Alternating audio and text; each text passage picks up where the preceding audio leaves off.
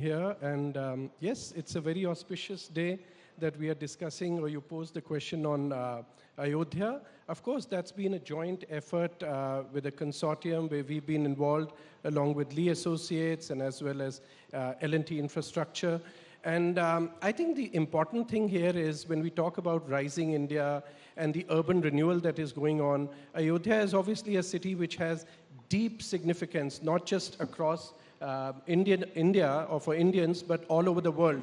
And I think the transformation that is taking place there has been about being able to retain its identity, its sanctity, its historical and cultural significance, and building on it, just like the Honorable Minister spoke right now. You know, it's very easy to start looking at things with carte blanche and thinking that you need to build something completely new. But I think it's far more complex and far more responsible to take the heritage that we have inherited and from there on build what we today talk about world-class urban development. So the process of creating the master plan for Ayodhya has been precisely that, whether it's the Saryu riverfront development, whether it's about bringing 21st century infrastructure like modern airports, railway stations, and other means of transportation, or it's about reviving the old town. Because, you know, today, we need to preserve our heritage, but we also need to strengthen it, because you don't want buildings which start falling apart. So just and like you also don't want glass-fronted buildings in Ayodhya. No, certainly not. Right. Certainly not. So I hope that's not happening. That's not happening for sure. All right.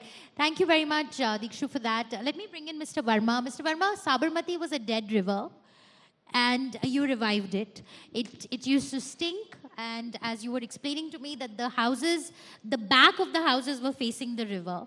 You turned it around. 13,000 families were relocated in the process, and all of that happened what seems like very seamlessly, without controversy, without environmental groups coming forward and protesting. How did you manage it? देखिए, मैं पहले तो आपको बता दूं, मैं municipal commissioner था जिस ज़माने में. माफ़ कीजिएगा, थोड़ा मन चाह रहा है, मैं लखनऊ से हूँ, तो मैंने कहा थोड़ा डिफरेंट तरीके से बात करूँ, नहीं तो मैंने परमिशन ली है, थोड़ी बात उर्दू में भी कर सकता हूँ. तो पहले तो मैं म्युनिसिपल कमिश्नर था. I had left for the world bank after creating the company, the Sabarmati river front. And then our Honorable Prime Minister picked it up in 2004, and by 2012, they had converted it. Now the issue is कि Sabarmati जो है, it is not a perennial river, it's a monsoon-fed river. तो वो रुकती है और वो एक तरीक़े का तालाब बन जाती है. तो उसको साफ रखना is a big challenge, you know. And when I had taken over as chairman in, I think, 2018, so it had 0% of oxygen and COD, BODs बहुत आई था. I can say, अभी ऐसा नहीं है कि कोई जाके उसमें swim कर ले, but definitely now we have about 8% oxygen. Ji. We have a much better quality of water, and you'll be surprised to see that about 120 species of birds have come back. Wow. To the Sabarmati this thing.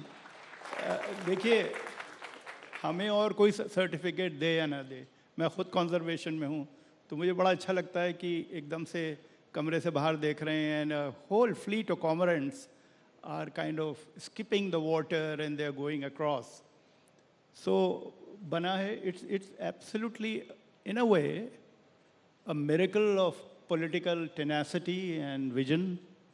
और किस तरीक़े से 13,000 लोगों को, मैं आज पूछ रहा था लोगों से कि कैसे किया, 13,000 families को rehabilitate करना. जी.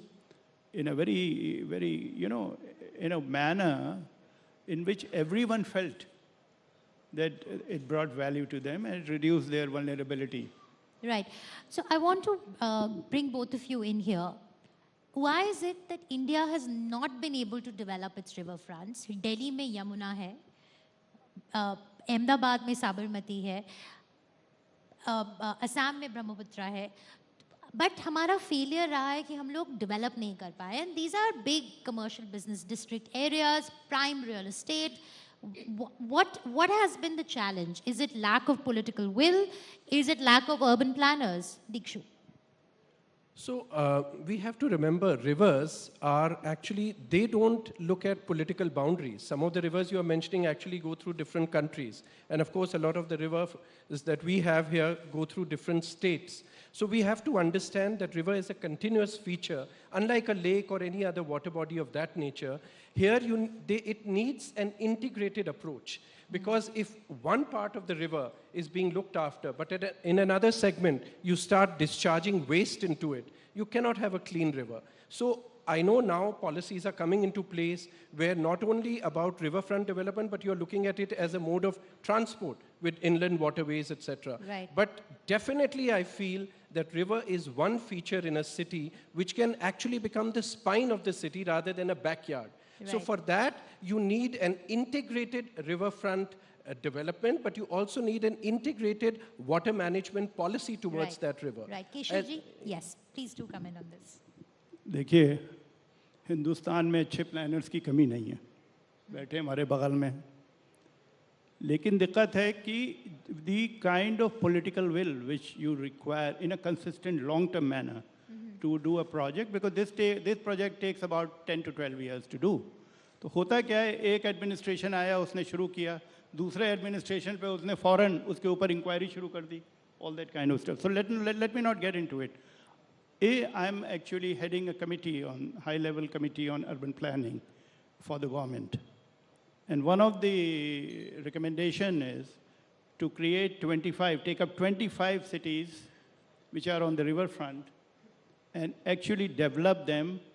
If you look at all across the world, the highest amount of return on investment is on the riverfronts. All your CBDs, central business districts, are on the riverfront. Right. So we haven't really thought about how to do this, but you were mentioning, Mr. Verma, about the work that you're doing in Srinagar.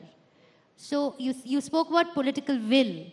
So are we seeing certain state leaders play a more proactive role in developing riverfronts and making the cities more pedestrian friendly?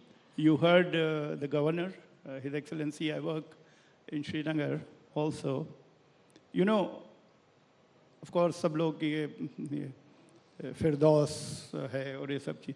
But you know, it is what is happening in the cars are carving out the planning of the cities. What we are trying to do in Srinagar, we are doing 80 kilometers of footpath where people can walk. There has to be pedestrian security and safety. एक तो हम ये कर रहे हैं. Jhelum riverfront बना रहे हैं, आपको बड़ी खुशी होगी वहाँ पर जिस तरीके का बन रहा है. आइएगा आप लोग देखने 3 महीने के बाद. You love it because I think Srinagar city may become the model for city renewal for the country, because we are not only doing Jhelum riverfront, but we are also restoring the built heritage on the riverfront. And amazing. That's the testimony of the transformation of Srinagar, because just a few years ago, I think people would think twice before visiting Srinagar. Ji. देखिए, भगवान कुछ ऐसा उल्टा ना करे, but this is the first time we have shown the political will and the professional integrity to plan and renew Lal Chowk in Srinagar. आप जानते हैं ना लाल चौक के बारे में? इस कदर कंट्रोवर्शियल चीज़ है कि हाथ नहीं लगा सकते हैं, और लोग इतने खुश हैं, और खुश इसलिए हैं कि ये जो डिक्टेटरशिप और लैक ऑफ एक्विटी है ना कार ओनर्स की, हमारे जैसे लोगों की, इसको कम कर रहे हैं. वॉक करके जाएंगे सब जगह. एंड उससे यू नो माफ़ कीजिएगा if you don't mind, I was sitting with a politician recently in Srinagar, और वो आए, उन्होंने पहले ही आप लोग you are narrowing down the roads. अरे भाई चलिए, तो आप do you want a highway through your city? शहर जैसा, श्रीनगर जैसे शहर में आप तो आराम से वॉक करिए. You should stroll through the city, feeling the beauty and nature around you, instead of zipping through. And would you believe it, Srinagar is now having traffic jams. तो हमको तो बड़ा डिफरेंट तरीके से सोचना पड़ेगा कैसे शहरों को डेवलप करना है. Dikshu, I want to bring you in here. That's probably the not probably, that is the approach you'll have to take while you are working on Ayodhya's master plan as well, because it's a place of great historical, religious significance. It's very emotive. So when you're working on a project like Ayodhya, are you taking inspiration from other such cities across the world? What is it that you're putting into that city while you're planning it? So I would say it's not just about Ayodhya, because there are so many cities in our country which have, in varying degrees, historical significance or cultural significance or natural significance. So I think the important thing we all must realize when we are talking about urban renewal is that so far in the last 4-5 decades, the idea or the inspiration has always been the West. We look at what Western cities have done, whether it is the fascination with the car, and therefore we keep creating, like Mr. Verma has just talked about, highways running through the city, or lots of roads. We talk about how many kilometers of roads we are building every day in the country. But what we are forgetting is that that's a very Western phenomena, and it's a 20th century notion. Today, what we should be learning are the better ideas that the West has succeeded at and failed at. For example, why don't we start looking at, instead of highways, we can have highways, but we should look at new technology like Hyperloop and connect that between cities. So there are a lot of 21st century innovations which need to come into our cities. You've still not told us about Ayodhya. So about Ayodhya, I would say that, of course, it's the planning there has ensured that while we insert elements of infrastructure which a modern city requires, let's say, for example, a railway station or an airport. This is a necessity today. But you can do two ways about it. You can either create, like you said, the glass and steel building and put it in the middle of Ayodhya and say this is a modern intervention, or you create a modern state-of-the-art building, but give it the ethos of the historical architecture. Sure. And that's exactly what we are trying to do. Okay, all right. I think we are out of time. The producer is telling me to wrap up, so I'm sorry, but we'll have to end it here. Having said that, please do take up Mr. Verma's invitation and plan your trip to Srinagar. 3 months, sir. So summer in Kashmir, Indian Srinagar में summer. आइए, सुनिए, इस कदर tourist आ रहे हैं कि पहले से रिजर्व करा के आइएगा. And Because Dikshu 2-2 is... साल के लिए पूरा booked है, hotels, It's an amazing transformation, and all of us should feel very proud, because what is becoming, this is what I call transformational urbanism, which is also going to act as a healing process for the people out there. So there's a lot to be talked around, but And we already have the minister's invitation for Ayodhya Shweta, next year. I'm certainly visiting Sabarmati waterfront and Ayodhya and Kashmir very soon, so I have a long bucket list. Yes. How many of you are going to visit Sabarmati waterfront very soon? Great. More hands? Great. Thank you so much, Shweta. Thank you. Thank you. Shweta, I'm also going to request you to felicitate our speakers with mementos as a token of our appreciation.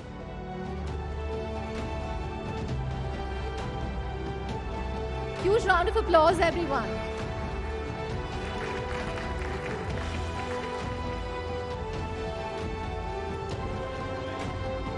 है कुछ खोलने. देख, मैं ये कह रहा था कि अब टाइम ऐसा, मैं लखनऊ से हूँ, और पुराने लखनऊ में घोड़ा गाड़ी और इक्के और तांगों को फिर से लेके आ रहे हैं वापस.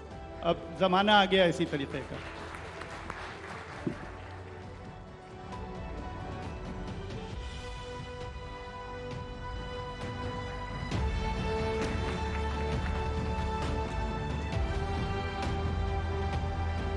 Thank you very much, and thank you, Shweta, for moderating that wonderful discussion.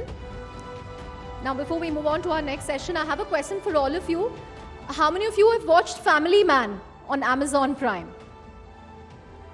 Great, almost the entire room. So I'm very excited to present the next session with a person who's known for his acting chops and for his simplicity. The Indian film industry is now a global phenomenon driven by a new class of filmmakers and actors willing